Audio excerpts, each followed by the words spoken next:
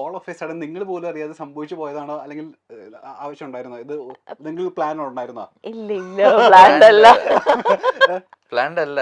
Planned അല്ലായിരുന്നു. Serial ചെയ്തോണ്ടിരിക്കുകയായിരുന്നില്ല ആ സമയത്ത് അല്ലേ? അപ്പൊ ഈ സീരിയലിന്റെ ഷൂട്ടൊക്കെ ആയപ്പോഴേക്കും കുറച്ച് പ്രോബ്ലം ആയിരുന്നു. തുടങ്ങിയില്ല?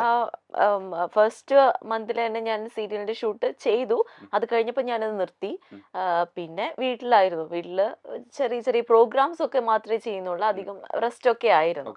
ഒരു ഓൺലൈൻ ചാനലിൽ ഒരു വാർത്ത വന്നാക്കാണ്, വേദനയോടെ മൃദുല അറിയിക്കുന്നു ഇങ്ങനെ ഒരു വാർത്ത. നമ്മൾ എന്താ വിചാരിക്കുക, ഇവരെന്ത് വേർപിരിയാൻ പോവാണോ? ഉള്ളടക്കം നോക്കുന്ന സമയത്ത് ഇല്ല, ഇനി അടുത്തൊരു കുട്ടി അടുത്തൊന്നുമില്ല. അതിനാണ് ആ വാർത്ത കണ്ടിരുന്നോ? തലക്കെട്ടിതാ, വേദനയോടെ മൃദുല പറയുകയാണ് ഇനി എല്ലാം നിർത്തിയിട്ട് പോകുന്നു, അങ്ങനെ കണ്ടോ പറഞ്ഞു. ഞാൻ കണ്ടിരുന്നു. അല്ലേ? അപ്പൊ കഴിഞ്ഞ ദിവസം നമ്മള് സാനിഫിനെയും അതുപോലെ തന്നെ മറിയ ഷെൽജിനെയും ഇന്റർവ്യൂ ചെയ്തിരുന്നു, നിങ്ങളുടെ കോളേജിനെ. അപ്പൊ സാനിഫ് പറഞ്ഞൊരു കാര്യമുണ്ട്. അതായത് പണ്ടൊക്കെ ഈ യുവാകൃഷ്ണ എന്ന് പറഞ്ഞു കഴിഞ്ഞാലേ ഞങ്ങൾ പറയുമായിരുന്നു, ആദ്യം ഷൂട്ടിന്റെ സമയത്തൊക്കെ ഞങ്ങള് കോളേജിനോട് പറയുന്നത് എന്തൊരു ജാടയാണ് അയാള് ഭയങ്കര ജാട, എനിക്ക് അയാളോട് വലിയ താല്പര്യമൊന്നുമില്ല. പിന്നീട് അയാൾ പറയാണ് അത്രയും പാവമായിട്ടുള്ള ഒരു മനുഷ്യൻ, വേറെ ജാട എന്താന്ന് പോലും അദ്ദേഹത്തിനില്ല. അതായത് തുടക്കത്തില് കാണുമ്പോൾ എല്ലാവരും വിചാരിക്കും ഭയങ്കര ആറ്റിറ്റ്യൂഡാണ്, ഭയങ്കര ഫെയർ ആണ്, പ്രശ്നമാണെന്ന്. പക്ഷെ അല്ല, അയാൾ ഭയങ്കര കൂളായിട്ടുള്ള ഭയങ്കര സൗഹൃദമുള്ള ഒരു ആളാണ്. എല്ലാവർക്കും ഇങ്ങനെ ഒരു മിസ് ജഡ്ജ്മെന്റ് ഉണ്ടാവാറുണ്ടോ? എല്ലാവർക്കും ഉണ്ടാവാറുള്ള തെറ്റിദ്ധാരണ. വാ തുറന്നാ പോയി പറയത്തില്ല. കാര്യം ഞാൻ ഒരാളുടെ അടുത്ത് മിങ്കിൾ ആവാനായിട്ട് കുറച്ച് ടൈം എടുക്കും, പക്ഷെ മിങ്കിൾ ആയി കഴിഞ്ഞാൽ കംഫർട്ടബിൾ ആണ്. അപ്പൊ ഈ മിങ്കിൾ ആവുന്ന വരെയുള്ള ടൈമില് ഞാൻ അവരെ നോക്കില്ല, ശ്രദ്ധിക്കില്ല, ഞാൻ എൻ്റെ കാര്യം നോക്കിയിരിക്കും. അപ്പം ഓൾമോസ്റ്റ് ഉണ്ടാവാൻ സാധ്യതയുള്ളൊരു ഇംപ്രഷൻ എന്ന് പറയുന്നത് ജാടത്തിണ്ടിയാണ് എന്നുള്ളതാണ്. താങ്കൾക്കുണ്ടായ ഒരു ഇംപ്രഷൻ എന്താ കല്യാണത്തിന് മുൻപ്, ഇദ്ദേഹത്തെ പരിചയപ്പെടുന്നതിന് മുൻപായിട്ട്? പരിചയപ്പെടുന്നതിനാണ് നല്ലൊരു സുന്ദരൻ, കാണാൻ കൊള്ളാം. പിന്നെ എന്റെ ബ്രോ ആയിരുന്നു ഇദ്ദേഹം. ഓക്കെ, ബ്രോ എന്നാ ഞാൻ വിളിച്ചോണ്ടിരുന്നത്. മെസ്സേജ് ഒക്കെ അയക്കുന്ന, ബ്രോ സുഖാണോ, എന്തൊക്കെയുണ്ട് വിശേഷം, അങ്ങനെ ആയിരുന്നു. പിന്നെ ഇത് ആക്ച്വലി അറേഞ്ച്. താങ്കളുടെ ഉള്ളില് ഇവരുടെ ഒരു പരിങ്ങലുണ്ടായിരുന്നോ? ഇല്ല, ആക്ച്വലി നമ്മൾ ഫസ്റ്റ് സംസാരിക്കുന്ന സമയത്ത് കല്യാണം കഴിക്കണം എന്നുള്ള പ്ലാനൊന്നും ഇല്ല. നമ്മള് എന്താ പറയുക, ഒരു ഫംഗ്ഷനിൽ വെച്ച് കാണുന്നു, പരിചയപ്പെടുന്നു, ഓക്കെ. അതിനുശേഷം പിന്നെ വല്ലപ്പോഴും ഹായ് ബൈ മെസ്സേജ് അയക്കും, അത്രേ ഉള്ളൂ. അപ്പൊ ആ സമയത്ത് എനിക്ക് വലിയ ബ്രോ എന്ന് വിളിക്കുന്നത് ഓൾമോസ്റ്റ് എല്ലാവരും അങ്ങനെയാണ് വിളിക്കാറ്. അപ്പൊ അതുകൊണ്ട് എനിക്ക് വലിയ ഇതൊന്നും തോന്നിയിരുന്നില്ല. പിന്നെ ഈ കല്യാണ ആലോചനകളൊക്കെ വരുന്നു, ഭയങ്കരമായിട്ട് വീട്ടുകാർ ആലോചിക്കുന്നു. അപ്പോൾ എനിക്ക് എൻ്റെ ഒരു കൺസെപ്റ്റിലാണെന്നുണ്ടെങ്കിൽ ആരെങ്കിലും കല്യാണം കഴിക്കുന്നതിനോട് താല്പര്യമില്ല. നമുക്ക് അത്യാവശ്യം കുറച്ചെങ്കിലും അറിയാവുന്ന ഒരാളായിരിക്കണം, എന്നാലേ അവരുമായിട്ട് നമ്മൾ ഒത്തുപോകുന്നു നമുക്ക് ജഡ്ജ് ചെയ്യാൻ പറ്റുള്ളൂ.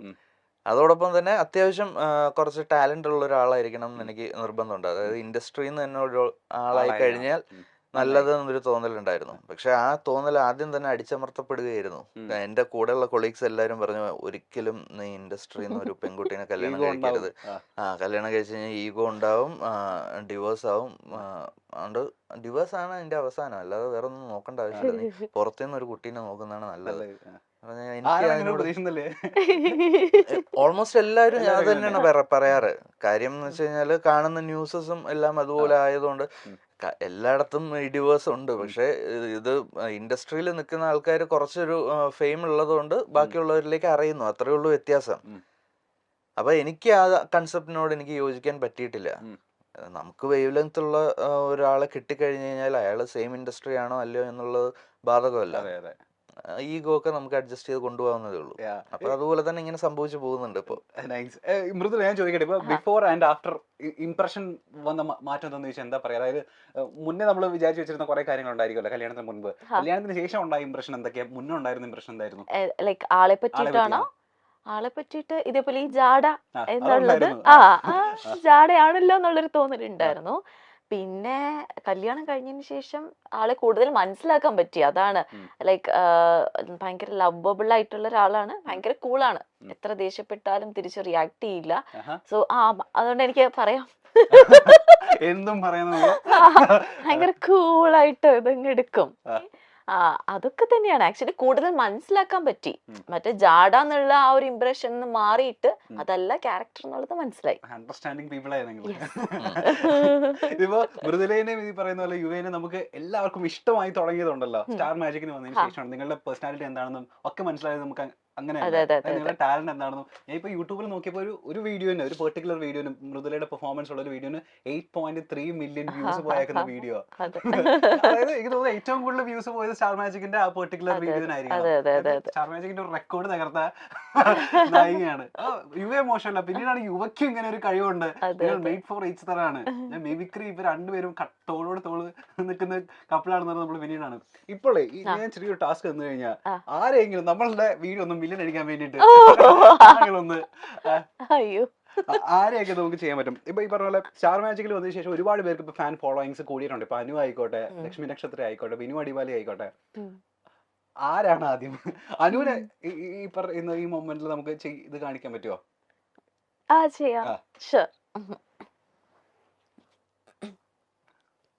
ഇത് ഞാൻ തനു. എന്തിരടി നീ പറയണത്? കുറെ നേരമായിട്ട് ഞാൻ നോക്കുന്നുണ്ടടി. നീ നീ നീ ഇത് കണ്ട? ഈ ഫോട്ടോ നീ കണ്ട? അയ്യോ എന്ത് നല്ല രസമുണ്ടല്ലേ. ഞാൻ അപ്പോഴേ പറഞ്ഞതാണ്. ഓ എനിക്ക് വയ്യ. എന്നെ കൊള്ളാമോടി? നീ പറ, ഈ കുടുംബ കൊള്ളാമോടി? പറയടി. കുഴപ്പമൊന്നും ഇല്ലല്ലോ അല്ലേ? ഇതെന്തോന്ന്? നിന്റെ ലിപ്സ്റ്റിക് എന്തോന്ന്? കൊള്ളില്ല. കൊള്ളാല്ലേ? ഏതാണ്ട് ഇതുപോലെയൊക്കെ തന്നെയാണ് ഫ്രെയിമിൽ നമ്മള് അനുവിനെ കാണുന്നതല്ലേ? അതിന് ഈ പറഞ്ഞ ഇതൊന്നുമില്ല, ഫേക്ക്നെസ് ഒന്നുമില്ല. ആളെങ്ങനെയാണോ അതുപോലെ തന്നെ. ചേട്ടന്റെ അങ്ങോട്ടേക്ക് ഞാൻ പ്ലേറ്റ് മാറ്റാണ്. ചേട്ടൻ ഈ പറയുന്ന പോലെ ബിനു അടിമാലിനെ അവതരിപ്പിക്കുന്ന കണ്ട സമയം നമ്മൾ ഞെട്ടിപ്പോയിട്ടുണ്ടായിരുന്നു. കോളേജിലെ അത്യാവശ്യം മിമിക്രി ഒക്കെ ചെയ്യുന്ന ആളായിരുന്നോ? കോളേജിൽ ഡിഗ്രിക്ക് പഠിച്ചുകൊണ്ടിരുന്ന സമയത്ത് ഇതേപോലെ കോമ്പറ്റീഷൻ, കോളേജ് ലെവലിലുള്ള കോമ്പറ്റീഷൻ, ആർട്സ് ഫെസ്റ്റിനൊക്കെ ചെയ്യുമായിരുന്നു. പ്രൈസ് വാങ്ങിക്കുമായിരുന്നു. ഇതറിയായിരുന്നോ? കല്യാണത്തിന് മുന്നേ അറിയാം. അന്ന് അവതരിപ്പിച്ചപ്പോഴാണ് ആദ്യമായിട്ട് ആണല്ലേ? ഓ ചേട്ടാ. അതിന് ശേഷം പിന്നെ പ്രാക്ടീസ് അങ്ങനെയൊന്നും ഇല്ലായിരുന്നു.